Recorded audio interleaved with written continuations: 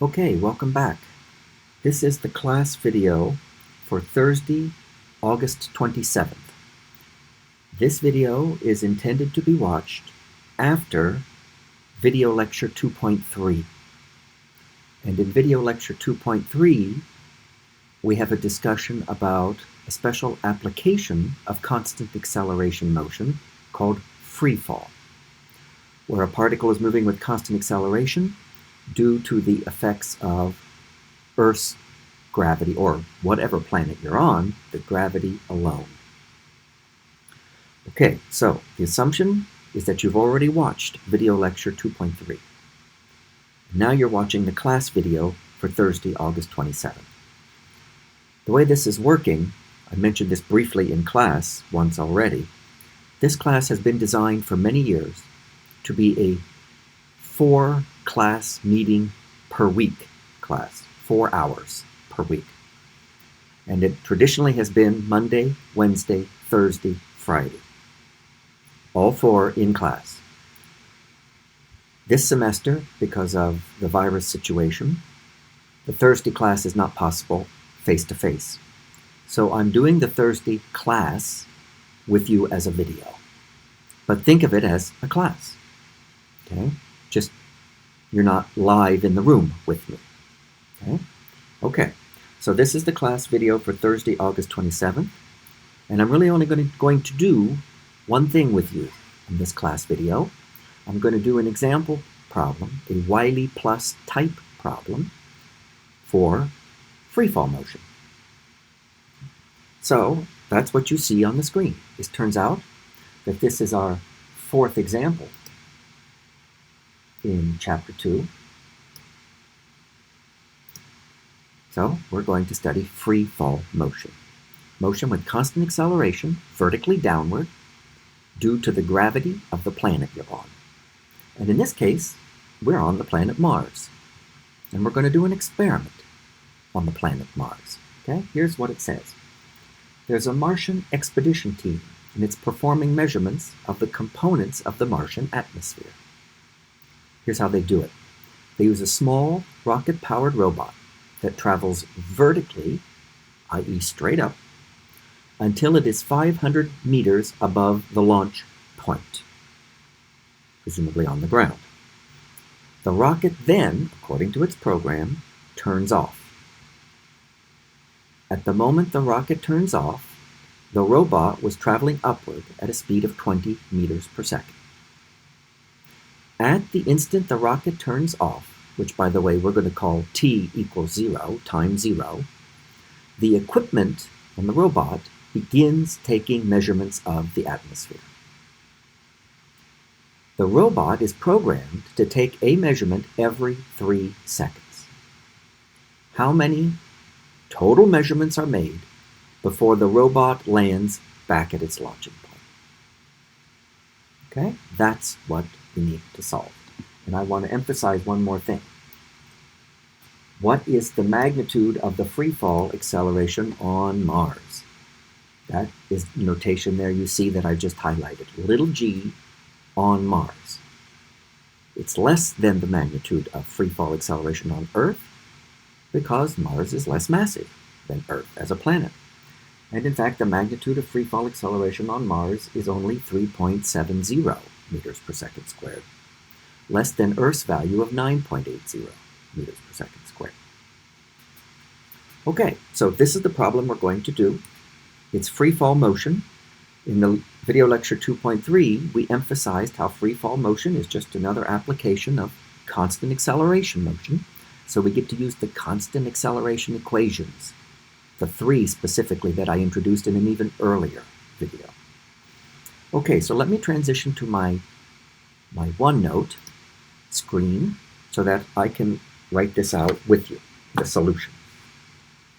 So here we go. So we start, remember STEMS, our acronym for systematic problem solving, STEMS. First S means sketch, the T means tabulate, what do you know, what do you need to find, the E means explain the physics, the M means do the math, and the last S means summarize, see if it makes sense. Okay, so we have to start with a sketch. Now, things are happening as time goes on. So I'm going to focus in my sketch for the instant, on the instant, t equals 0. All right, so let's draw the ground. I'll use red because the Martian soil is very red. Okay. And I'm also going to draw an axis. And for vertical motion, up and down, we tend to call our axis the y-axis. So let me draw vertical axis with positive direction vertically up. It's the plus y-axis. And I need to tell you where the origin is because I get to pick it. I'm going to pick y equals 0 to be on the ground. That's the launch point for the robot. But at t equals 0, the robot is up at a height I'll mark h, which we're told is 500 meters. And so the robot then, at that moment, is located right there at height h, y-coordinate h of 500 meters. And it's traveling vertically upward, so it has a velocity straight up, and that's what I would label v initial. So there's the time 0 picture. Notice this rocket that was lifting the robot up to this point at this instant has just turned off. It is no longer firing this rocket. And so from this point until the thing lands back on the ground, the only influence is gravity. That is the defining situation for free fall. So we know we have constant acceleration motion with the acceleration of the object vertically down. Okay? And that's our initial picture. Very helpful, I would contend, to draw a good picture. Next, we tabulate. What are we given? And think about what we need to find. Well, we know this. The initial y-coordinate. The y-coordinate at time 0 is just that height h, 500 meters. And we know the initial velocity. The velocity at time 0, 20 meters per second in the positive y direction. And we know the acceleration when it's in free fall, a. It's directed down, so negative for the direction, because we chose the positive y direction up. But the acceleration is down, so negative for the direction, and then I'll use the symbol g sub m for the magnitude of the free fall acceleration on Mars, which remember is 3.70 meters per second squared. Let me emphasize that this symbol g sub m represents the magnitude of the free fall acceleration on Mars. We are told that that's 3.70 meters per second squared. All right, let's explain the physics. I'll write it as physics. What physics are we going to use here? Well, we have free fall motion, don't we? At least from the time 0, which the picture shows, up until it lands on the ground. Let's think about that motion a little bit. Okay? Let me use a different color here. Let's just sketch. You should think a minute. Might be worth having you pause the video, that's fine, and think about the motion of this robot. What's it going to do from this moment on? Let you think about that. Okay, what did you come up with? Did you decide because it has an initial velocity upward that the robot has to be traveling upward? But because its acceleration is down, if its velocity is up, the acceleration and the velocity are in opposite directions, it must be slowing down. So clearly it's going upwards, but slowing. Slowing, slowing, slowing. Somewhere up here it'll reach its highest point, where for one moment the velocity is 0, and then it will travel downward, speeding up, until it lands back at its launch point. That's the motion we're going to consider. Now I know at time 0, right when this motion begins, our programmed robot takes one measurement of the atmosphere, and then every 3 seconds after this, it takes another measurement. And our job is to find out how many measurements total. Well, if I know that it makes a measurement every 3 seconds, and one at the very beginning, to find out how many measurements it's going to be able to make between this initial picture and the time when it lands on the ground, I think I need to know how much time it's in free fall. How much time from this moment, t equals 0, to reach the highest point, and then come back down and land on the ground.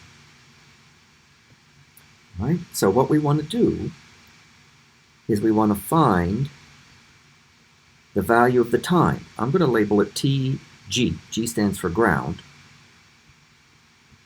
When the y coordinate of this robot is 0, because then that's the moment it's back on the ground. And this means just as it reaches the ground.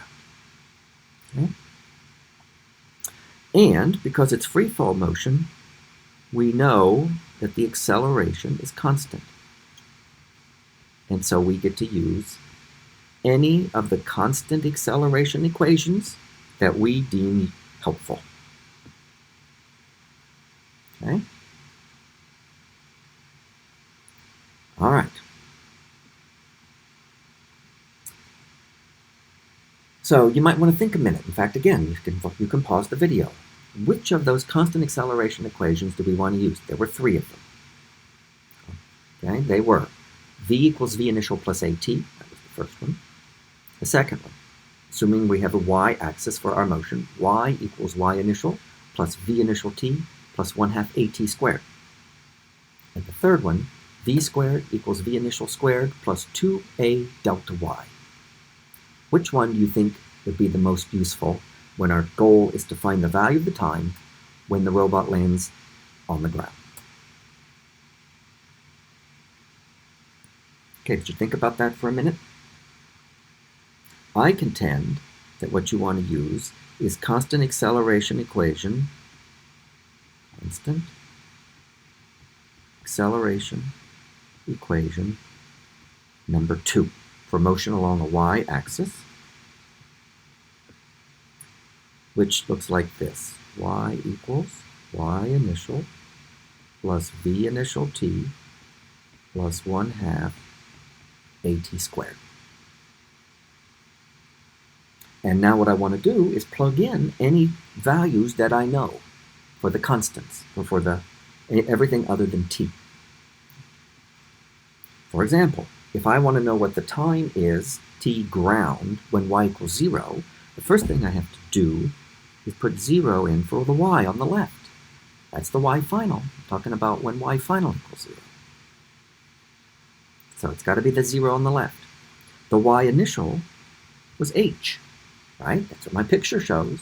Y initial is h. So that's what I substitute for y initial, h. Then plus v initial t ground. It's the special t when it lands on the ground. And then plus 1/2, and for the a, I'm going to put in negative g sub m, t ground squared. Okay, so I applied the constant acceleration equation number 2 to the problem based on my sketch that you see. And it turns out, if we just look at that formula a little bit, I know h. I know v initial. I know g sub m. I know every quantity in that equation in red except for the value of the time, t ground. So we just have to solve for t ground.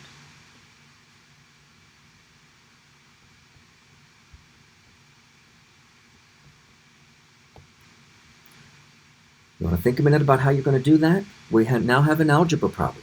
It's not a physics problem at the moment, it's an algebra problem. We have an equation with one unknown, the value t ground. How do I solve? Well, the tricky part of this problem is the fact that the t ground in the equation appears twice. Once it's raised to the 1 power, another time it's squared, raised to the 2 power. So that's called a quadratic, isn't it? A quadratic equation for the variable t ground. How do you solve a quadratic? Oh yes, the quadratic formula.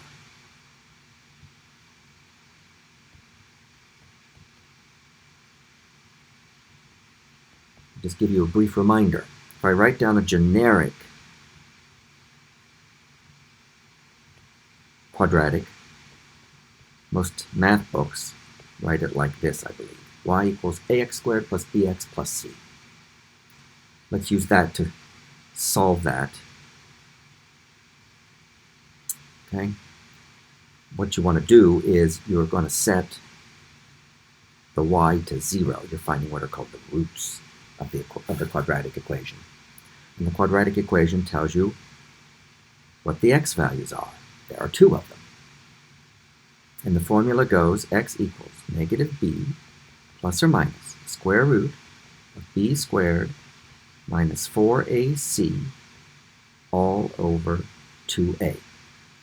Where the a, of course, is whatever is multiplying the variable squared, and the b is whatever is multiplying the variable to the 1 power, and the c is the term that has no variable.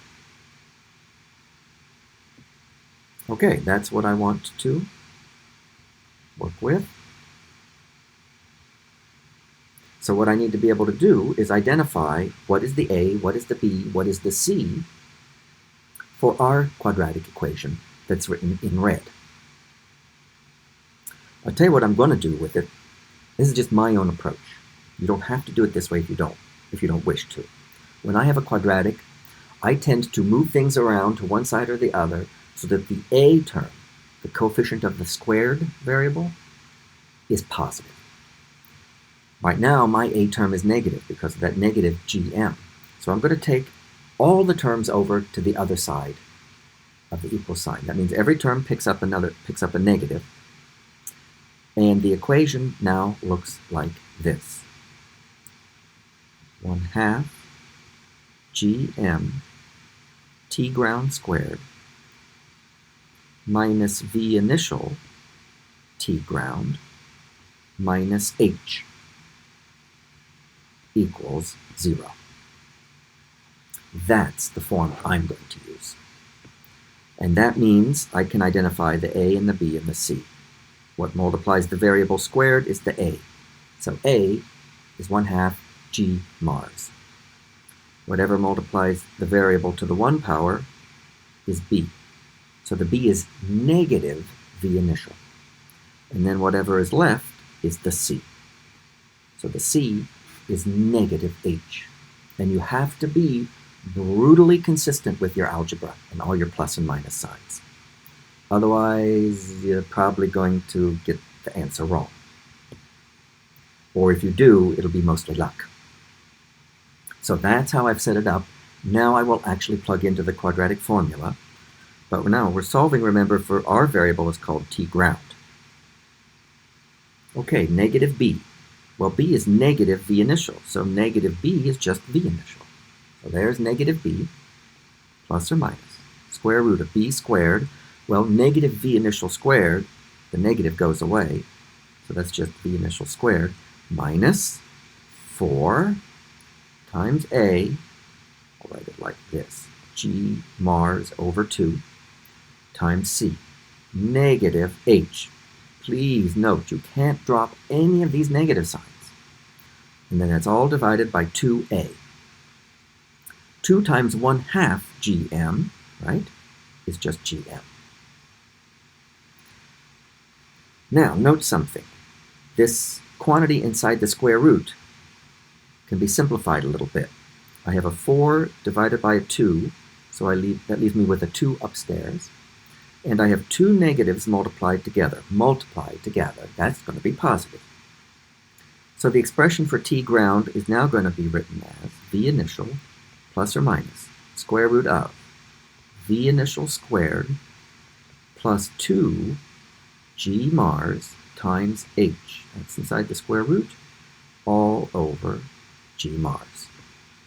Okay, taking this very systematically, very carefully, step by step. All right, now, quadratic, your math teachers, of course, tell you that the quadratic formula has the plus and the minus in front of the square root. There are 2 roots. But in this situation, we have to apply a little bit of physics thinking at this point. I can look at this formula for t ground and I can see that the square root quantity is bigger than v0. How do I know that? Because inside the square root is v0 squared plus positive stuff.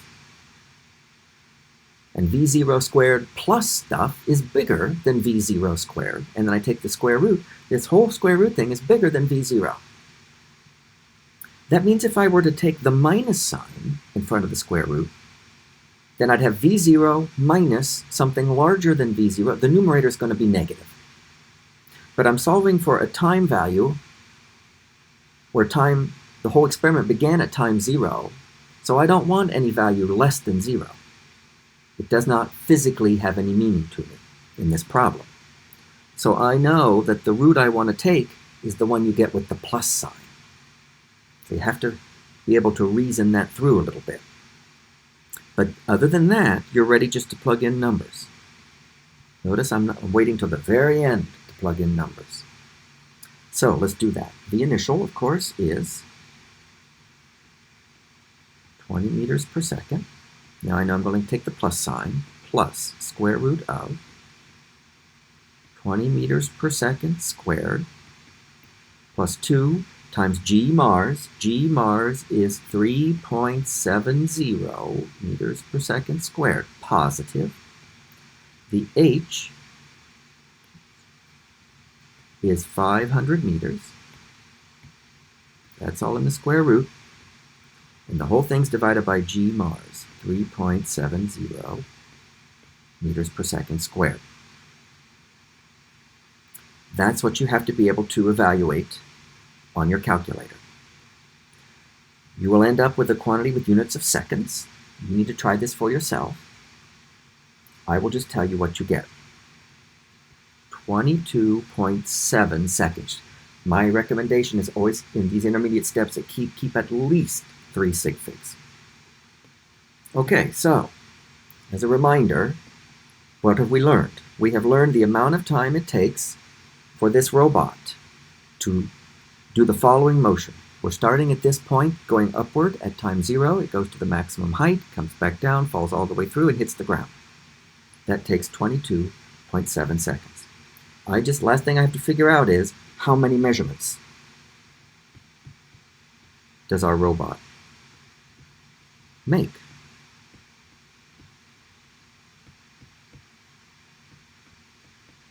I'll call that capital N. That's supposed to be an N. That's not very good, is it? Okay. Just got to think carefully about what the problem tells you. There's one measurement that's made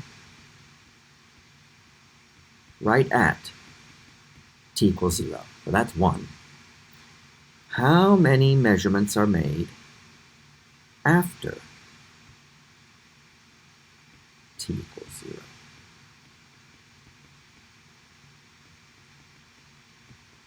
Well, this is where it's programmed to make a measurement every 3 seconds. So let me figure out how many 3s fit into the time of flight here, which is 22.7 seconds. So let's divide 22.7 by 3. How many 3s fit into 22.7? You get 7.6. That means there are 7 3s with some remainder. Of course, what I take from that is I can get 7 more measurements made after t equals 0 and before it hits or lands on the ground. Okay? It makes one at t equals 0, that's the first one. And then its timer starts. And when it gets to 3, it makes another, right? Then 6 seconds, it makes another. Then 9, then 12, then 15, then 18, then 21. But it doesn't make it to the next one, which would be at 24, because it's already landed. So it makes 7, and then plus 1 at initial. So the final answer is it makes a total of 8 measurements. Okay? All right, so this is a very typical kind of free fall problem, like you'll find in Wiley Plus. And there will definitely be Wiley Plus homework problems that involve free fall. Just be aware that Textbooks can come up with dozens and dozens of problems involving free fall because there are all kinds of scenarios that you can imagine. This is one, but there are lots of others. To a physicist, all those free fall problems, like this one example I did, they're really all the same. It's just an application of constant acceleration with a vertical y-axis. And you're really just using the constant acceleration equations and maybe some analytical reasoning. Here I had to figure out how many of these measurements were made. Okay, so you're going to be able to practice on the homework doing free fall problems. That's all for the class video for Thursday, August 27th.